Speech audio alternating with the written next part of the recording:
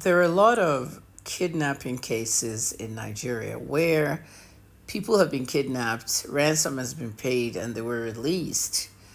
Others got their ransom paid and they were still killed, and many are still missing. The Nigerian police hasn't been doing a lot to find some of these people. Anambra State is one that has to be examined and studied by journalists. For example, a hotel that's well known happens to be a kidnapper's den, and on the topmost floor, the police finds 30 partitioned graves, a shrine, and a lot of weapons. Where are we going in Nigeria? What happens to forensics, DNA, and a lot more policing? Nigerian police gets a lot of money from Western sources, including America.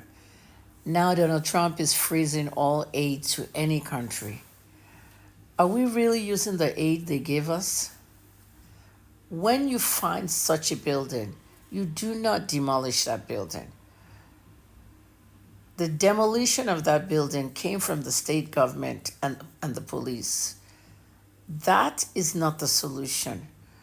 The police is supposed to put on gloves and get forensic testers out there to take forensic evidence from those partition graves to see whether people have been buried in there or some of them were empty or people have already decayed in there, and test for DNA. If you call it a kidnapper's den, people are missing out there. Celine and Afiba, two friends who went to Abba, they vanished. And the last place they were seen was at Andrew's house, a British guy they met on Facebook. The British Nigerian guy was killed by police on his way to Abuja. And he's the only one that has information to solve that case, while Celine and Afiba are still missing. Did we test DNA in those partition graves? Some people have said they probably were used for rituals. Their bodies was probably dismembered and sold for body parts. If in fact we have this kind of stuff happening in this kidnapper's den slash hotel, why did the Nigerian government and the Nigerian police demolish that building? Were the kidnappers and the shrine operators there? Were they working for government officials too?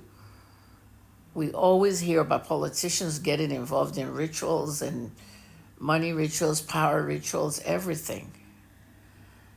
The building should never have been demolished. It was demolished to cover up evidence. You should have gone there to test a lot of forensic things. We get money from Western sources. You could have brought in investigators and forensic experts from UK to see if people like Celine and Afiba ended up there and others that are missing. Why is it always Anambra State? A lot of crimes unsolved. A woman was kidnapped. 25 million naira, a banker. And they paid her ransom, then they killed her because her blindfold came out and she saw one of the kidnappers.